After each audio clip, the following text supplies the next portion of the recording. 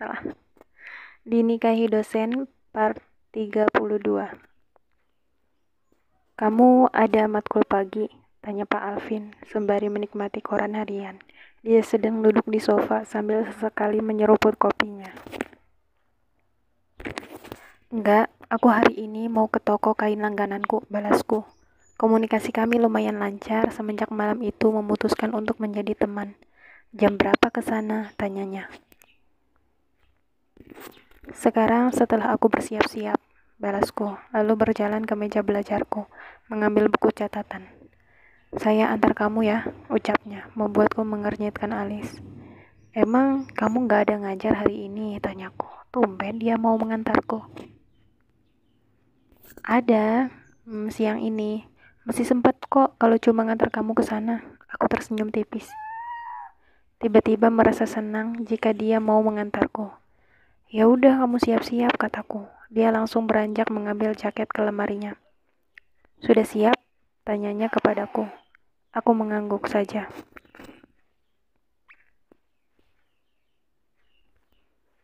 Saat aku dan Pak Alvin sudah berada di lantai bawah, seseorang malah datang dengan membawa beberapa bingkisan. Mama mertua langsung nongol entah dari mana menyambut si Wati. Perempuan itu juga menyapa Pak Alvin. Tidak lupa tatapannya yang menyebalkan saat melihatku dari atas hingga ke bawah, membuatku lantas mengoreksi apakah memang ada yang salah dalam penampilanku hari ini. Kamu mau ngapain kesini? Tanya Pak Alvin. Wati tersenyum. Kamu gak baca pesanku, Kak? Aku mau ngantar hadiah balasan dari tante. Kemarin kan tante udah ngasih aku hadiah yang aku suka, katanya. Oh, jadi bingkisan plastik yang aku taruh di kamar mama waktu itu hadiah dari untuk si Wati. Kamu bawa apa sayang? Gak usah repot-repot, ucap mama mertua. Lalu duduk di sofa. Mel, buatkan Iin minum, titah mama mertua tanpa ragu-ragu seperti kepada pembantu. Kami mau ke toko kain, Mak, biar Bu Iva aja yang menyediain. Salah Pak Alvin seperti tidak suka mama menyuruh aku untuk melayani si Wati. Kak, mau kemana? Ke toko kain. Aku kan udah WhatsApp ke kamu, mau minta diantar ke butik. Seminggu lagi temanku mau nikahan, aku harus beli baju dulu. Jelas Wati dengan nada manja. Pak Alvin melirikku, aku hanya mendengus pelan. Amel, kamu biasanya juga sendiri kan beli kain? Ngapain repot-repot ajak Pak Alvin? Kasian nih Wati, pengen ketemu teman masa kecilnya. Masa kamu bawa dia? Mama mertua berbicara padaku dengan nada santai. Ya udah, kalau gitu aku pergi sendiri aja mas, kataku ke Pak Alvin. Daripada malah ribut urusannya, mending aku yang mengalah. Aku langsung melengos saja, apalagi melihat ekspresi Wati yang mengejekku. Pak Alvin menahanku dan mengejarku hingga ke garasi.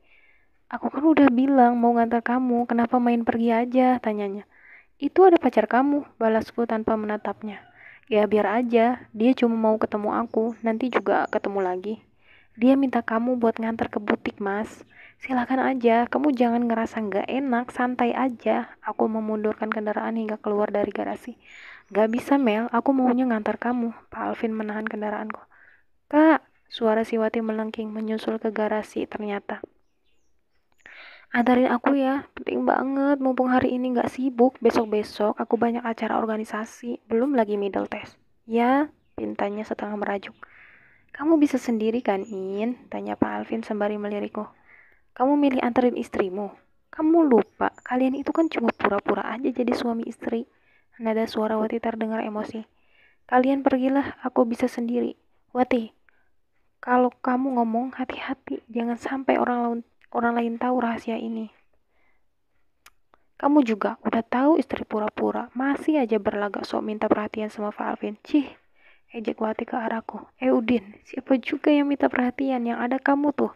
Iin, dia nggak begitu. Aku yang minta nganterin dia. Dianya nggak mau kok, ya kan? Tanya Wati ke arahku dengan tatapan sinis. Aku tersenyum. Oke, aku bisa sendiri. Tuh, ya udahlah, mending kamu nganterin aku. Oh ya, bukannya dia lagi deket sama dosen baru di kampus ya? Aku denger sih gitu ya. Tanya Wati dengan senyum remeh. Tahu dari mana dia tentang itu? Gak apa-apa kok, jujur aja. Kita udah sama-sama tahu biar impas Kak Alvin pacaran sama aku dan kamu pacaran sama yang lain, ya kan? Si Wati malah tambah memprovokasi. Aku hanya menghela nafas. Bisa habis waktuku jika terus meladeninya. Terima kasih tawarannya, tapi aku bukan orang yang menghalalkan aktivitas cinta dengan pacaran. Permisi, aku duluan. Aku mendengar Wati mendengus, kakinya terlihat diinjak-injakan ke tanah. Rasakan lo, dongkol sana. Pak Alvin masih mengejarku hingga aku menaiki kendaraan beroda 2 milik Pak Alvin. Aku memang sudah memegang kuncinya semenjak kami menikah, karena Pak Alvin sendiri yang memberikannya. Agar ketika ingin berangkat terpisah, aku bisa langsung memakai kendaraannya tanpa perlu meminta kunci lagi. Hati-hati Mel, maaf ya, nggak bisa antar kamu katanya. Akhir-akhir ini semenjak kami memutuskan berteman, dia memang tidak terlalu menyebalkan. Sering mengucap maaf jika merasa bersalah padaku. Aku tersenyum tipis. Never mind, balasku, sambil melirik ke arah Wati yang mengepal erat tangannya. Aku menarik telapak tangan Pak Alvin tiba-tiba, lalu menciumnya di depan Wati, biar dia seperti cacing kepanasan. Rasain. Gimana, udah romantis kan? Sesampainya di toko kain langgananku, aku langsung masuk dan memilih beberapa kain yang aku butuhkan. Setelahnya, aku langsung pergi ke konveksi untuk menjadikan kain yang aku beli menjadi hijab dengan brandku sendiri. Tiba-tiba aku merindukan Bapak saat melewati pedagang kaki lima di pinggir jalan. Apalagi kemarin katanya Rafa, Bapak sebenarnya berniat mengunjungi rumah mama mertua. Aku membelokkan kendaraan ke tempat Bapak biasanya mangkal. Dari kejauhan, aku perhatikan seorang pria berkepala lima itu terlihat penuh senyum dalam melayani pelanggannya. Assalamualaikum, saya pesan 1 porsi makan di sini. Ucapku di belakang punggung Bapak, tampaknya belum menyadari keberadaan aku. Iya, sebentar ya Mbak, katanya. Aku mengernyitkan alis. Masa Bapak nggak kenal suaraku, batinku. Toppingnya mau apa Mbak, tanyanya. Ada topping kasih sayang nggak? Tanyaku menahan tawa. Ada, balas Bapak, lalu berbalik, tersenyum lebar, lalu merengkuh tubuhku. Kamu nggak bakal bisa bohongin Bapak, ucap Bapak sambil menarik hidungku. Hehehe, aku kira saking sibuknya Bapak sampai nggak kenal sama suaraku, kataku sambil memijat-mijat tangan Bapak yang mulai keriput itu. Tangan yang sudah bertahun-tahun mencari nafkah untukku dan adikku. Tangan yang selalu memelukku ketika aku dirundung masalah dan rindu. Bapak kenal kamu udah 22 tahun, masa nggak ngenalin suaranya? Tanyanya. Aku menggeleng, kenal banget sih pastinya. Bapak duduk aja, biar aku yang menyiapkan. Aku menarik lengan Bapak ke arah kursi. Nasi goreng masih berada di atas wajan dengan asap yang mengepul. Aku langsung memindahkannya ke piring lalu menambahkan topping suwiran ayam di atasnya. Setelahnya aku langsung duduk dan bersiap menyantap hidangan yang aku siapkan sendiri. Kapan Bapak mau kunjungan ke rumah mama mertua? Aku nunggu loh. Bapak tersenyum. Kalau memang di sana masih ada acaraan, lain kali aja. Aku segera mengibaskan tangan. Acara apaan? Enggak kok, acara arisannya cuma 1 hari. Datang aja Pak, kalau mau berkunjung. Bapak kan sama sekali belum pernah ke sana.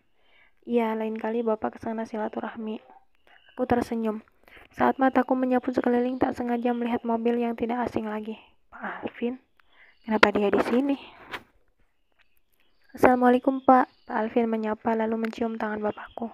Aku dan Bapak menjawab salam serempak. Sebenarnya aku kaget sih dia tiba-tiba datang. Maaf Pak, lama gak berkunjung ke sini, ucap Pak Alvin dengan senyum. Gak apa-apa, kamu kan masih bisa berkunjung ke rumah. Terus menginap. Mau makan nasi goreng juga kah? Tanya Bapak menyodorkan 1 gelas air putih ke arah Pak Alvin. Pak Alvin menggeleng. Saya mau barengan aja sama Amel makannya. Oh. Aku langsung tersedak. Bapakku lebih cepat menyodorkan minum kepadaku. What? Apa tadi katanya? Bapak tersenyum gemas melihatku yang harus terbatuk-batuk. Hati-hati Mel, ucap Pak Alvin.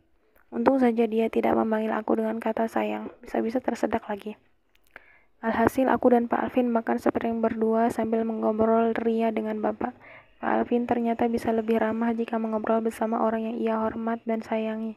Pantas saja dirinya rela menikahiku karena semata menunaikan nazar atas rasa terima kasihnya pada Bapak yang telah menolong Pak Alvin di tengah kesulitan hidupnya. Akhir-akhir ini kamu gak sewot lagi kalau aku sama Wati? Tanya Pak Alvin begitu kami sudah berada di kamar. Dengan hari yang sudah gelap di luar sana, aku baru saja selesai menunaikan sholat isya. Ya, karena intensitas kalian bertemu juga jarang, balasku. Biasanya aku sewot atau marah-marah itu ya karena kalian gak kenal tempat. Teman-temanku itu ada beberapa yang udah mergokin loh. Siapa yang gak was-was? Tanyaku. Kamu bisa juga ya nyangkal mereka? Tanya Pak Alvin seraya terkekeh. Sebisaku. Padahal bisa aja sih aku bilang kalau kamu selingkuh. Jelasku dengan pedas. Tidak ada tanggapan lagi. Aku mendengus karena tinta pulpenku malah habis sewaktu aku menulis catatan pemesanan hijabku di buku. Pak, ada pulpen nggak? Tanyaku. Ambil nih, katanya, sambil mengacukan pulpen di tangannya. Ia sedang rebahan di atas ranjang dengan beberapa lembar kertas dan buku-buku. Aku melangkah malas mendekat ke arah ranjang. Saat aku hendak mengambil pulpen yang disodorkannya, dia malah menariknya kembali. Mas, aku pinjem sih, kataku memaksa. Cepetan, ini penting. Aku kehabisan stok pulpen. Wajah Pak Alvin seperti menahan tawa. Suka sekali melihat wajahku yang nampak ganas.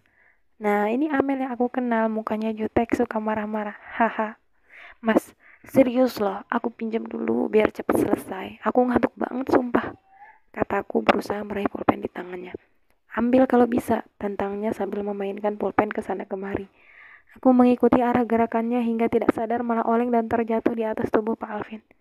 Mata kami saling bertatapan. Aku sendiri bingung dengan kondisi seperti ini. Selalu saja jantungku bergetar jika berada sedekat ini dengan Pak Alvin. Tiba-tiba tangan Pak Alvin meraih punggungku lalu membalik posisi kami. Kini aku yang terkungkung di bawahnya. Matanya masih menatapku lekat. Sangat lekat sampai aku berpikir apa yang sebenarnya tengah berada di pikirannya. Mas, aku pinjam pulpennya, kataku sedikit mencicit karena tekanan dari tubuh Pak Alvin. Aku mendorong dada bidangnya dengan kuat. Kalau saya nggak mau gimana? Tanyanya. Terserahlah, tapi jangan juga di atas saya begini, pengap. Kataku berusaha melepaskan diri. Ayolah, jantungku sekarang sedang bersenam ria loh. Sorry. Kamu akhir-akhir ini aneh Mel, jarang protes. Banyak kalemnya, kenapa sih? Tanya Pak Alvin. Aku sendiri tidak tahu, semenjak memutuskan untuk berteman baik dengan Pak Alvin, kami memang jarang terlibat percekcokan lagi. Jangan-jangan kamu suka ya sama aku, tanyanya. Aku mendengus. Jangan kepedean ya mas, kataku melotot. Awas, aku mau pinjem Hana kalau begitu. Jawab dulu, kamu suka sama aku kan? Tanyanya, semakin mendekatkan wajahnya. Jangan-jangan dia mau melakukan sesuatu kepadaku. Aku memejamkan mata erat-erat. Jangan pak, cicitku. Hahaha, tawa Pak Alvin menggelegar. Ia bangkit dari tubuhku sambil memegang perutnya. Ih, nyebelin kamu mas, kataku sambil melemparnya dengan guling. Haha, lucu aja ngelihat ekspresi kamu. Hahaha. Udah stop, aku nggak jadi minjem, kataku dengan nada merajuk. Ini, ambil aja. Aku udah selesai kok, katanya, sambil membereskan kertas-kertas yang bertebaran di kasurnya. Dari tadi, kek, aku menerima uluran pulpen darinya dengan wajah kesal. Jaga baik-baik pulpen saya itu sangat berharga, katanya. Aku hanya memicingkan mata sambil tersenyum sebelah, lalu menatap pulpen yang kini beralih ke tanganku. Apa ini pemberian dari Wati, makanya berharga. Aku meregangkan tubuhku yang rasanya remuk setelah menulis beberapa list nama konsumen beserta requestan hijab untuk motif dan juga ukurannya. Aku melihat ke arah balkon. Pak Alvin masih setia duduk di kursi sambil bermain ponsel. Tiba-tiba ide jahil muncul di kepalaku. Katanya kan pulpen ini berharga bagi dia. Boleh nih aku kerjain. Balasan buat dia saat beberapa jam lalu mengerjai aku. Kenapa benda ini jadi berharga? Nilainya atau orangnya yang ngasih? Tanyaku, berjalan mendekat ke kursi yang ada di balkon. Udah, tanyanya. Aku mengangguk. Itu pemberian dari seseorang, jadi sangat berharga. Sini kembalikan. Dari Wati, tanyaku. Dia mengangguk. Kalau pulpen ini rusak gimana? Tanyaku. Apa rusak? Mana saya lihat? Tanya Pak Alvin. Aku menggeleng dengan senyum miring. Iya rusak, kalau saya lempar benda ini ke bawah, kira-kira rusak nggak ya? Mendengar perkataanku, Pak Alvin langsung beranjak dan berlari ke arahku. Aku juga ikut bergerak, membawa pulpen itu ke sana kemari. Hahaha, rasain pembalasanku, kataku senang. Apalagi melihat wajahnya yang tampak kesal. Amel, kamu sudah saya pinjemin loh, kembaliin nggak? Pinta Pak Alvin dengan tatapan melotot. Coba ambil kalau bisa, kataku sambil berlari ke dalam kamar. Saat hendak menutup pintu balkon, Pak Alvin ternyata lebih gesit. Aku segera berlarian menuju pintu, ingin keluar dari kamar dan berniat menaruh pulpen ini di lantai bawah. Tapi lagi-lagi aku kalah gesit saat hendak membuka handle pintu. Pak Alvin justru menahannya dengan kedua tangannya. Dan aku terjebak di dalam gunggungan tangannya. Kamu mau kemana, tanyanya dengan tatapan tajam. Sini kembalikan. Aku berbalik lalu hendak kabur, tapi lengan Pak Alvin malah semakin mengunci badanku di dekat pintu. Kalau nggak dikembalikan, kamu bakal nyesel loh Mel, katanya. Aku tertawa-tawa melihat ekspresinya. Gitu ya, tanyaku. Aku menjulurkan pulpen itu di hadapannya lalu dengan segera menyembunyikannya di belakang tanganku. Kembalikan Mel, ini terakhir kali aku beri peringatan. Aku nggak mau, aku cium nih. Pak Alvin mengancam seraya mendekatkan wajahnya.